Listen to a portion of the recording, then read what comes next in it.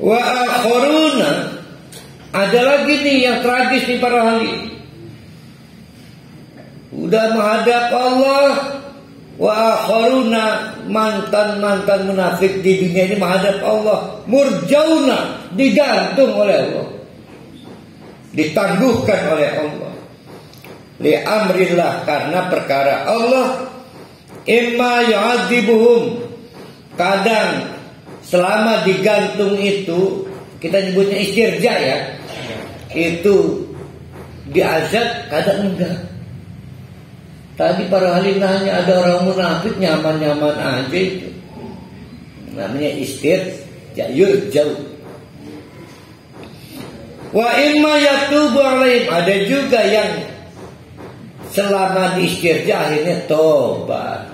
Jadi istirja itu kebaikan Allah, bukan? Kebaikan Allah, dikasih kesempatan Allah, sukses tobat. Ada sampai mati nggak tobat. Ya, macam-macam ya. Wallahu alimun hakim. Jangan ngedebat Allah deh. Allah yang paling tahu siapa yang diistirja, siapa yang selama diistirja di azab, selama istirja bertobat, hakim, dan nggak ada yang meleset. Allah itu maha bijaksana. Nah itu, ini ayat-ayat fenomenal ya, tentang pentingnya bertobat dan cara kita bertobat. Jangan-jangan kita ini lagi diistirja doang, makanya nyaman aja kan. Uang lian sepanjang kering, kita turun-turun banget. Jadi para ahli kita mau menjaga pola hidup di sohor, lagi dienakan Allah. Kemarin ada dokter, aktifan atlet kering.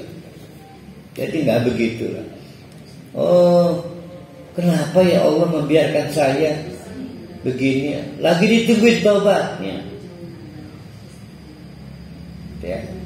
Jadi istirja itu boleh jadi kebaikan Allah supaya orang itu bertobat. Sekarang ada lagi kelakuan munafik. Menurut Allah dalam rangkaian ini, dalam sejarah munafik yang paling nekat itu sampai main simbol. Simbol-simbol Allah disalahgunakan. Bikin masjid, kita sebut masjid Diro. Ini puncaknya. Paling banyak nih munafik jenis ini nih. Sekarang maksudnya. Dulu cuma satu, namanya Amir,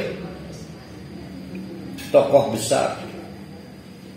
Orang ini sudah lama punya rencana pengen jadi gubernur di Madinah.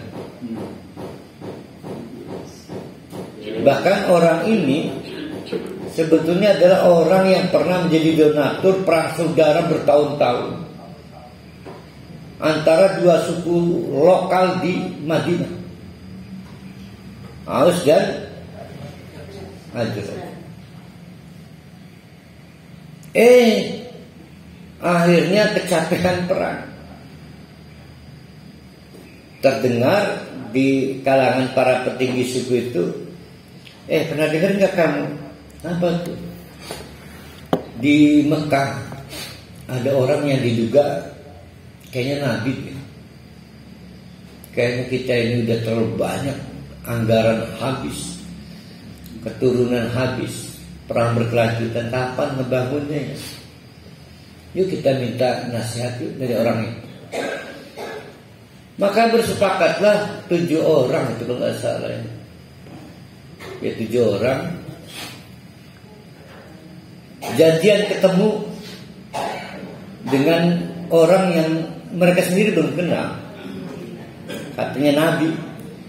Nah si penghubungnya ini mempertemukan dua pihak ini di Aqabah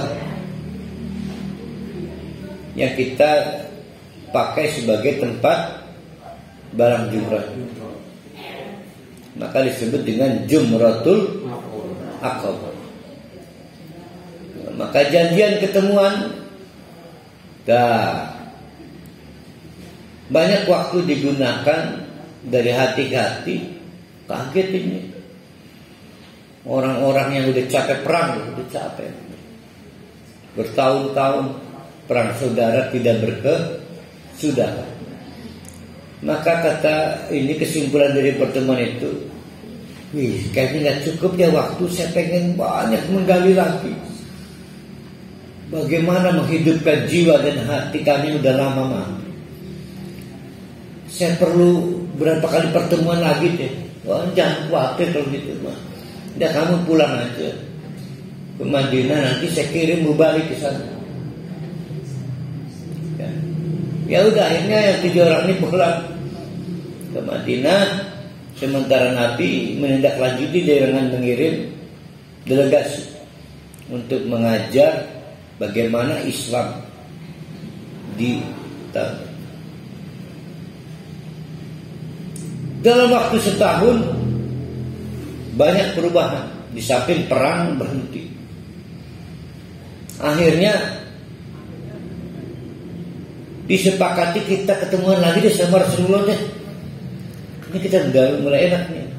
Maka tahun berikutnya itu berarti tahun 11 atau 12 kenabian di Mekah.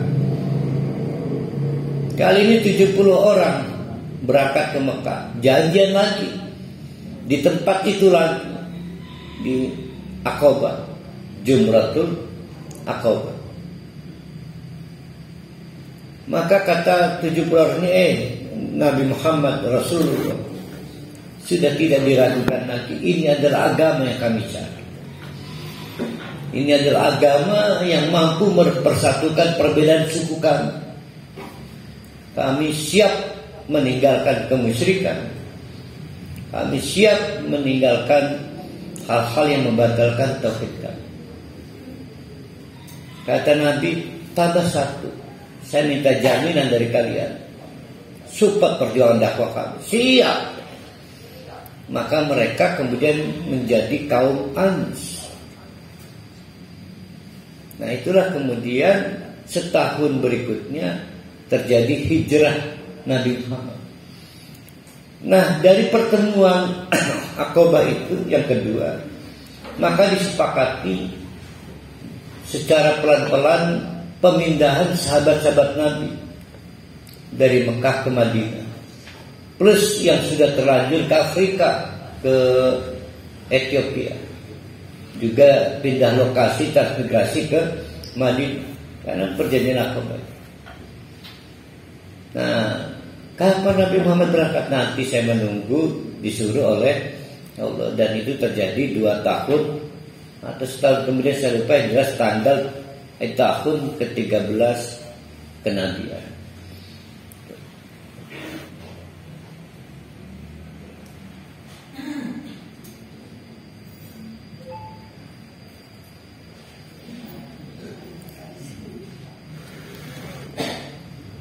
Walladzina takhadu, ada orang-orang munafik nekat sampai bikin masjid dan masjid.